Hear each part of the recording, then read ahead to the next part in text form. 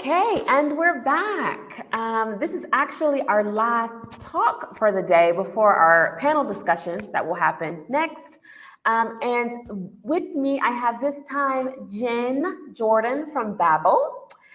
She's our second speaker from Babbel today, and she is the VP and Global Head of Content at Babbel.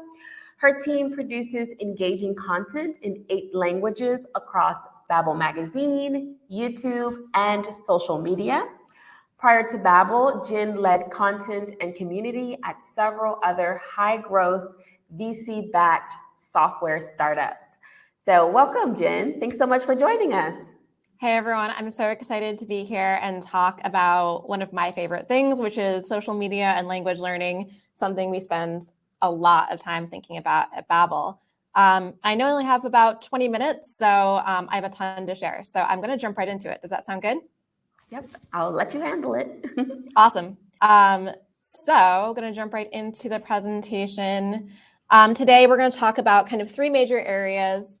First, the fact that language learning is trending on social. It's a big area of content creation. We're seeing a ton of interest, so we'll dig into why that's happening.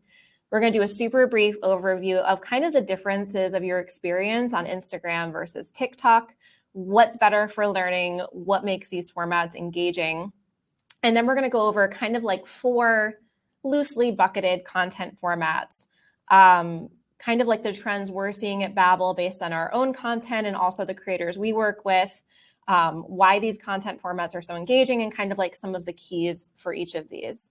So without wasting another moment here, one thing to notice is just how much people are looking for language learning content right now.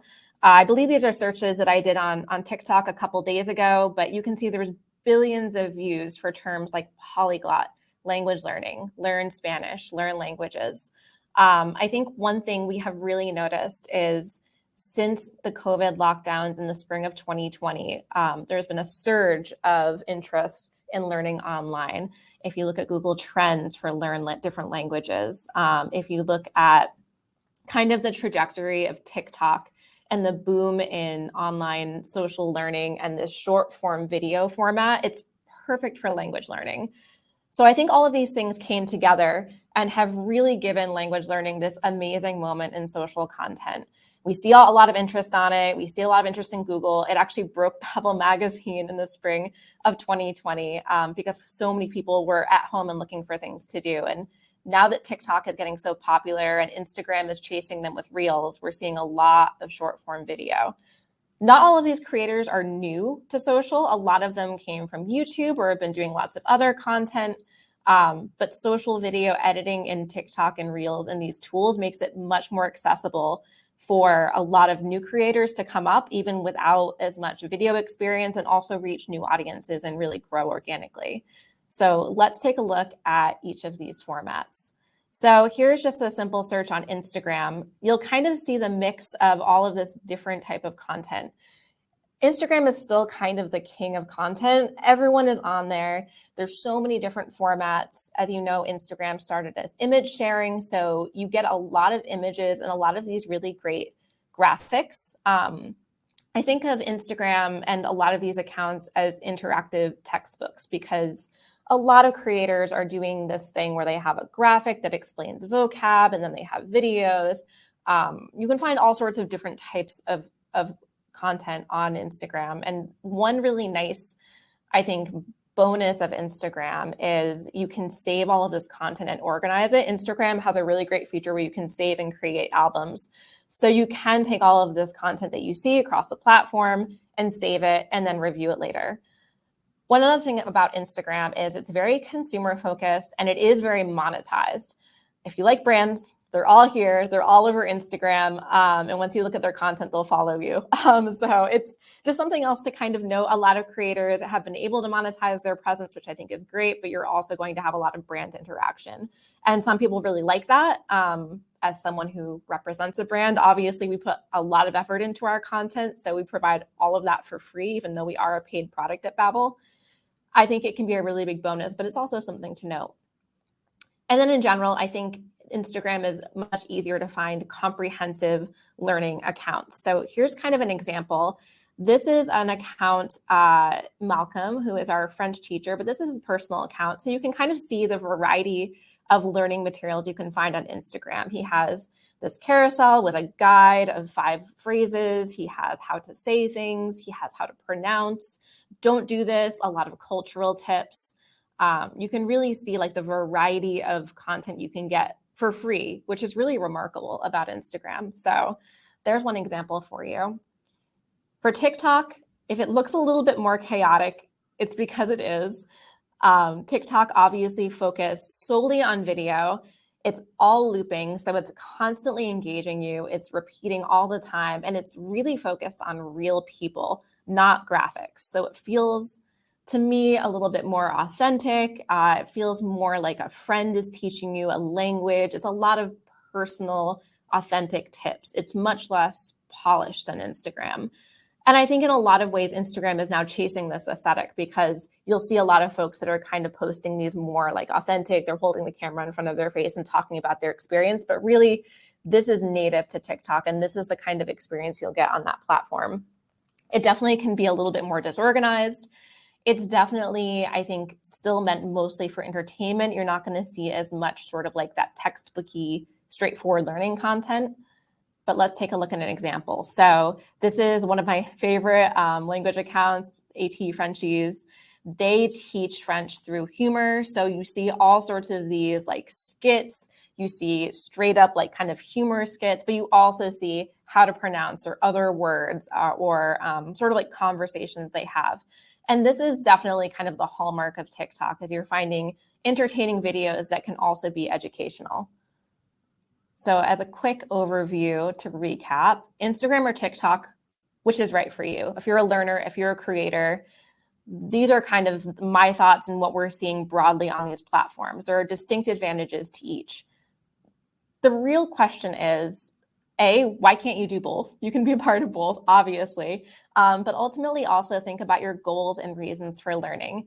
If you're just kind of interested in culture and languages, I think TikTok is amazing because it's super engaging. It doesn't feel like work to go on and watch these videos, and they're kind of always just coming up at you. You don't really have to do anything. The content just engages you and grabs you. It makes learning really fun for a lot of people, and it's really focused on real people. Instagram, on the other hand, you're really able to craft your own learning experience. There's more comprehensive guidance. You have grammar and vocab content. You can save and organize all of your learning materials. And of course, if you're into following brands or you want a more structured experience, there's brands on Instagram. So ultimately, it comes down to what you really want to do. Are you focused on learning? Do you have a specific language learning goal? Or are you kind of just passively consuming content? Or it depends on how you feel on the day. You could obviously be on both platforms. So let's talk specifically about some of these formats. I think there's 4 kind of broad social formats that are getting a lot of love right now, and I wanted to talk a little bit about each. I really wanted to show examples. Unfortunately, it's very difficult to share my video, so I'll do my best to recap what is happening in each video, and I did tag creators. So if you do want to go and follow these folks, I think they're all fantastic. And if you, obviously, some of them are Babbel, but we also work with a lot of creators, so I want to make sure they're getting the credit. So I'll do my best to recap them, but it's not quite the crazy watch party that I had envisioned at first, but we'll do our best here. So the first trend that we see in a lot of places is the polyglot flex. And what this means really is just people who impressively go through, in this case, it's Lena, who's a great creator we work with at Babbel. And this is my voice when I speak English. This is my voice when I speak Spanish. And she kind of just like talks about her experience with each language, and she's switching from language to language without skipping a beat. So she's skipping, from English to German to Spanish. And it's just really impressive to watch. And this is a trend that we actually see a lot of. So we also see, if you search for the hashtag polyglot check, there are a lot of videos out there, particularly on TikTok. This is a really popular format. And people tag the languages they're going to showcase, and you're able to watch them kind of switch between one after the other. It's perfect for social video because it's rapid fire. it's really aspirational because most of these folks are polyglots who are self-taught or have grown up in multilingual households and kind of just have a real passion for language. So even if your goal is not to be a polyglot, I find them fascinating to watch and kind of pick out the differences between the languages and hear how someone expresses themselves differently in a language, because you know when you speak a language, you don't always sound the same. Your personality changes a little bit. You also hear people's reasons for learning, which I think are really inspirational and great just to hear like what motivates people to keep learning. Why did this person learn this language? It's a really interesting way just to kind of connect with that creator as well. And in general, what we found in our content at Babbel, both on YouTube and on social video, is people are just fascinated by polyglots. You can see the number of views and searches is in the billions on TikTok for polyglot. And I think this is a really popular trend that carried over from a lot of other social and video creators beforehand. So these are some that you can check out. And I think they're really great. The second trend that we see a lot of are this concept of language hacks. And everyone loves a learning hack. Everyone wants a shortcut. And there are so many hacks to be had on TikTok and on Instagram Reels. What I think is really compelling about these is, in this particular video, this creator talks about her favorite method for learning a language. And in this case, she talks about how Disney movies, not animated, but the real life acted videos, people are very expressive. So like when they're making content that's geared for a slightly younger audience, you can pick up a lot more through context and their like over exaggerated dramatic acting because they're often overacting.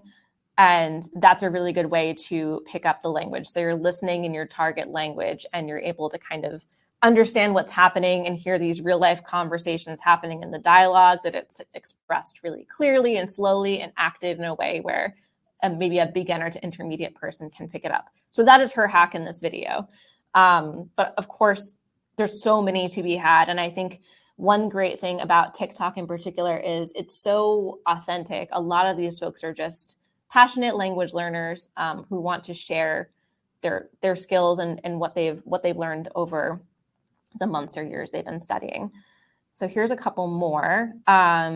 This particular creator talks about how to become conversational in Arabic. He talks a lot about, only like learning the 20 most common nouns or verbs or adjectives. That's a common hack we see.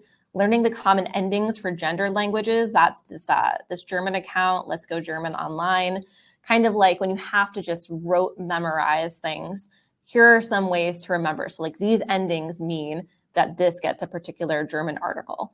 A lot of people say, focus on the first person present tense so you can express yourself first and then worry about expressing past or future tense. So you see a lot of these hacks. It's a super popular format because everyone wants a shortcut. Everyone wants to learn how to do something better, faster. So this is something really popular that we see a lot of. And my computer is, there we go. Oops. Sorry, guys, my slides are not advancing. All right, sorry about that. So the third trend is mini lessons. And this is a great video and a great example in TikTok because it's actually prompting you to do a duet. So if you're not super familiar with TikTok, you can actually do like a side-by-side or, hear the sound and also try to practice that word, or sort of like you're having a conversation or singing along with somebody as you would in a duet. And so in this case, this person is walking around and he is giving words and vocab that he is just seeing. So like hat, building, car in Russian, and showing you the word on the screen, pronouncing it for you, and then giving you a chance to say the word yourself. So you're essentially having a teacher there with you, practicing vocab you would use just out and about in your everyday life. And I think it's really fantastic. It's free. It's the same sort of thing.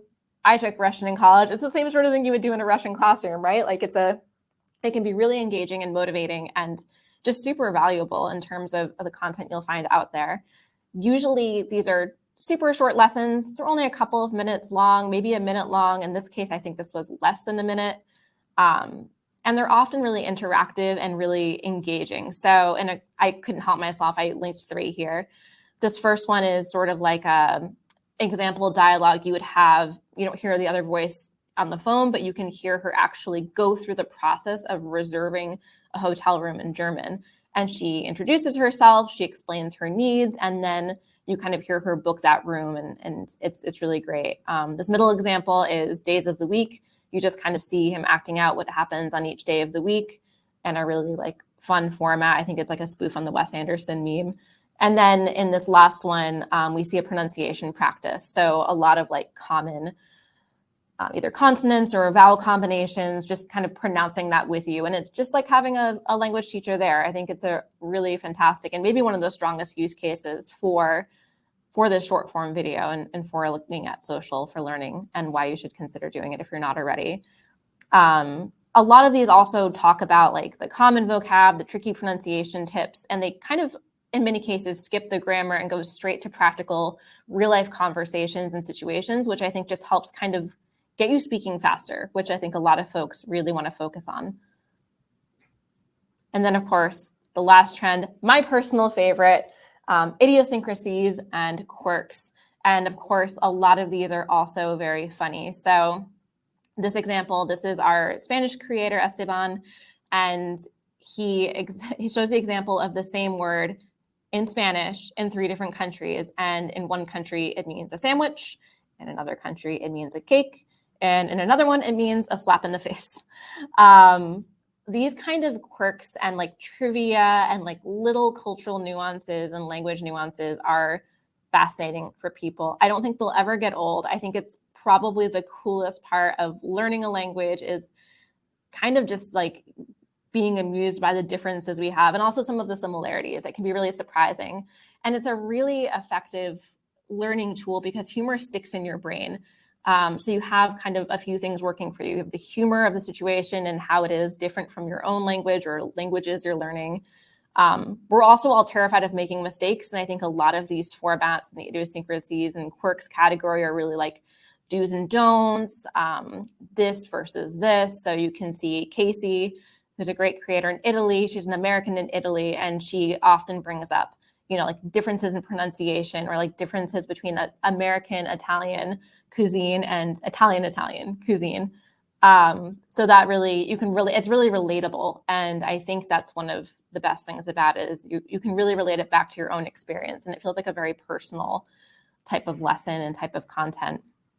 This other creator, Mari, she is kind of illustrating like, you know, a lot of people pick on English for being confusing. And then she gives 20 plus words that sound almost exactly the same or the same, at least to my ear, in Japanese, that mean completely different things.